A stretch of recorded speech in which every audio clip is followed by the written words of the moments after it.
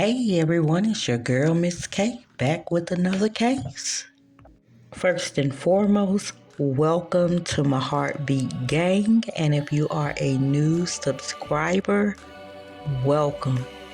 Thank you from the bottom of my heart. You are my motivation to keep pushing. Don't forget to hit that like button and make sure you turn your bell on to be notified when I drop new content. So let's get into this case.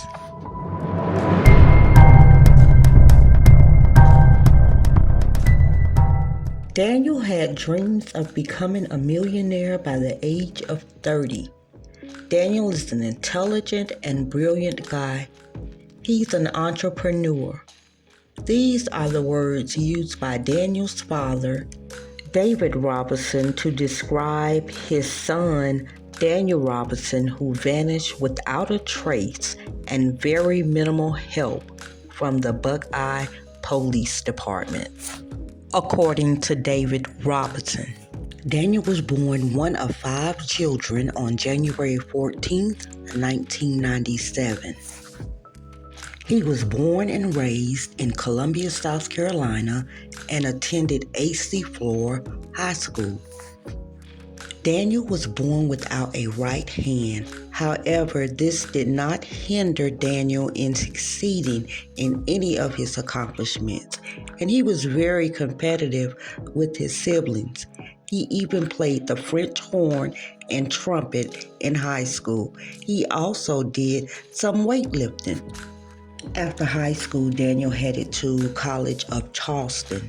He was a social butterfly. He loved to hang out with his friends. However, this did not stop Daniel from graduating with honors and a degree in archaeology from the College of Charleston in 2019. Daniel loved nature, and he had a fascination with rocks. He also loved Arizona. So when he was offered a job at Matrix New World Engineering in Buckeye, Arizona, Daniel relocated to start a new chapter in his life.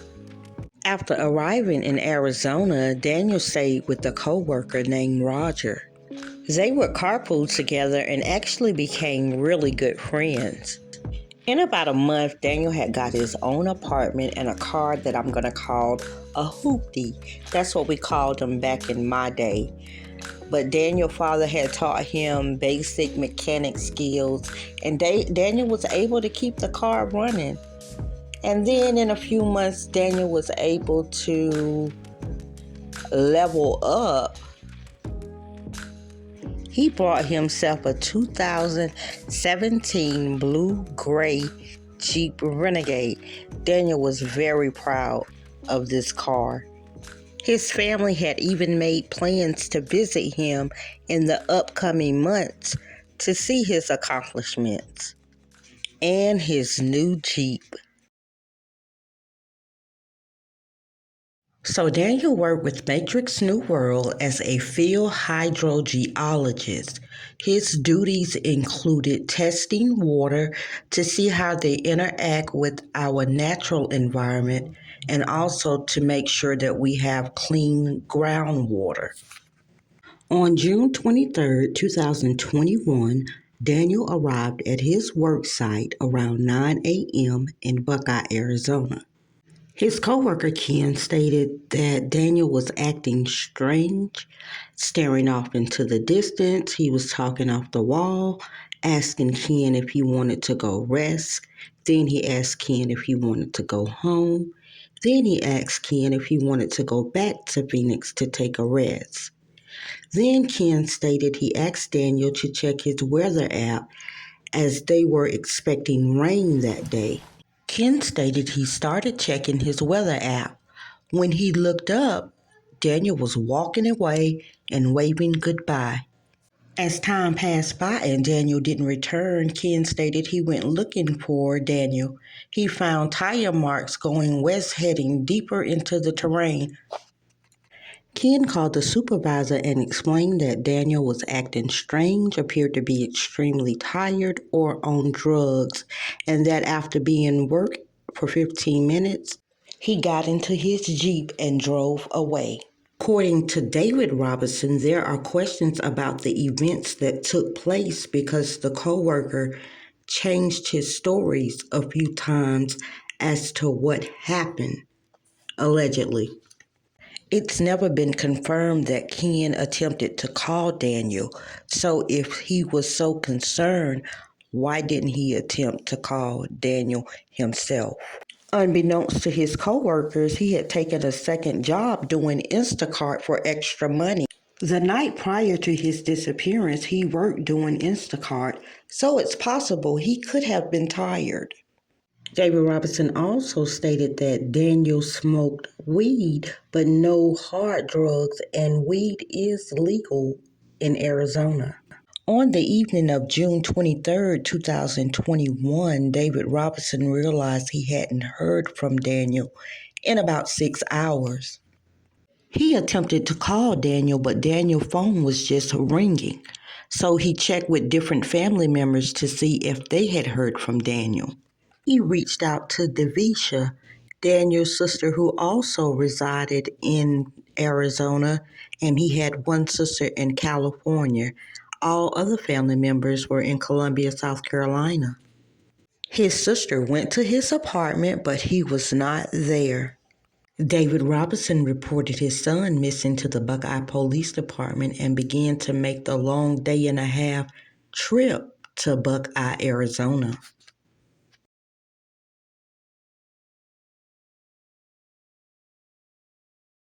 The Buckeye Police Department told David Robinson he had to wait 12 hours to report his son missing because, like they usually say, if they want to leave, they have the right to leave. Which is definitely true, but not always the case. When first arriving in Arizona, David Robinson stated that the Buckeye Police Department did some things to hinder this investigation. First hindrance was asking him to wait an additional 3 hours to report Daniel missing, even though this isn't part of their policy. Second hindrance is they waited 3 days after Daniel went missing to start a full-scale search in the desert for Daniel.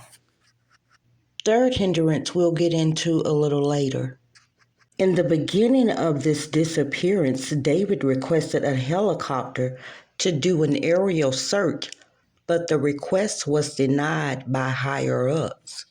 David spoke with his aunt, who said she spoke with the Buckeye Police Department, and they agreed to do his request.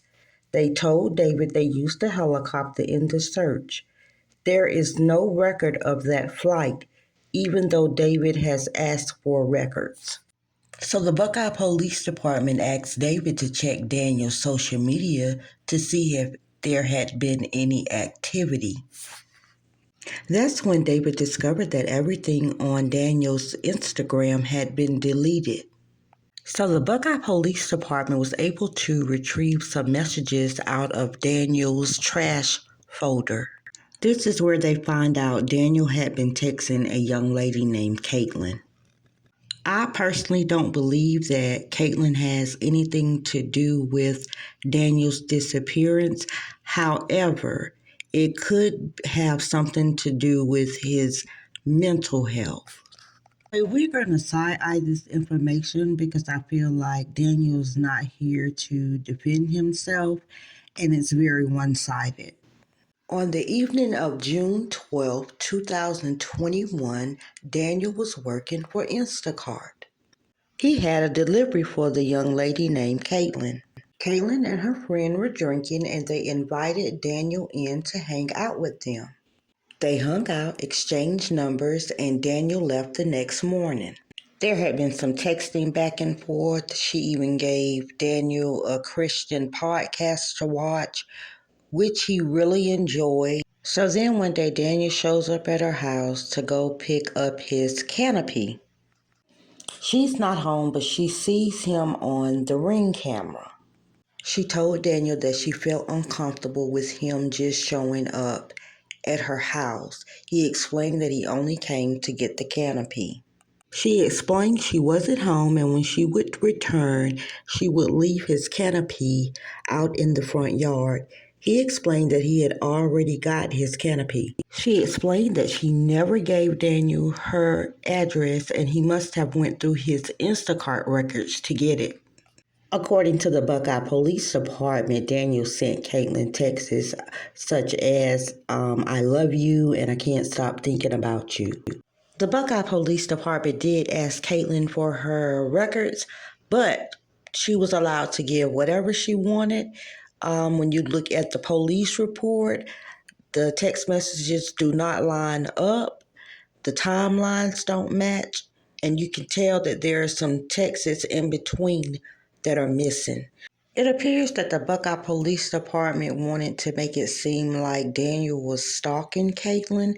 They even talked to her about the stalker laws. They also talked about inviting strangers to her home. She stated that her and her friend had been drinking.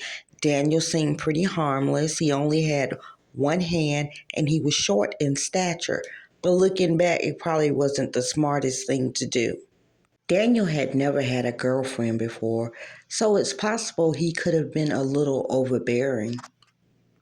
Was this enough to push Daniel over the edge? The Buckeye Police Department also stated that someone accessed Daniel's home computer after he went missing. They didn't do any forensics on his apartment. Daniel was also a big gamer.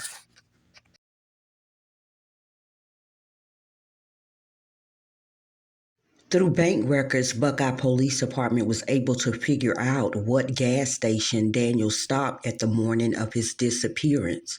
His Jeep was spotted at a gas pump. His card was charged for $3.83. That's an odd amount for gas.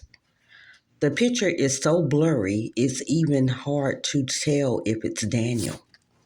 There were no other videos or photos despite being a huge gas station with outside cameras and connected to a car wash. Daniel and his sister Devisha are the only two family members in Arizona, so they had a secret code that they would use if they were ever in trouble. Through bank records and talking to Daniel's sister Devisha, it was discovered that Daniel went to a Waffle House. Through witness statement, the Buckeye Police Department stated Daniel ate alone and was acting off. When David asked for video of his son from the Waffle House, he was told there was photographic evidence but no video, and the photos were never produced. Daniel also sent his sister the secret code from the Waffle House. She waited for him at his house. When he arrived, he told her it was a false alarm and he wanted to see how quick she would react. Daniel caught an Uber home. It's unclear how he got to the Waffle House. On July 19, 2021, almost a month after Daniel's disappearance, a rancher named Brandon Shelton eventually discovered Daniel's blue Jeep Renegade. It was on its side at the bottom of a 20-foot ravine. The vehicle's airbags were deployed. The rancher Brandon Shelton, who cattle grazed 14,000 acres, is convinced that the car had only been in the ravine a short amount of time. Shelton also told DailyMail.com that the Jeep was clean. He's convinced his cows would have found it and licked it, considering cows are inquisitive creatures. Shelton also pointed out that one of Robinson's 11.5 red boot was stuck under that Jeep. Daniel's keys, wallet, and cell phone were found inside the Jeep. His clothes were found in a pile outside the Jeep. 2 days before Daniel's Jeep was found, someone saw what looked like Daniel's Jeep on the side of the road in the bushes close to the first well site. They took a picture, got in touch with David. He contacted the Buckeye Police Department. They said it wasn't Daniel's. When David went to the area where the picture was taken, the Jeep was gone.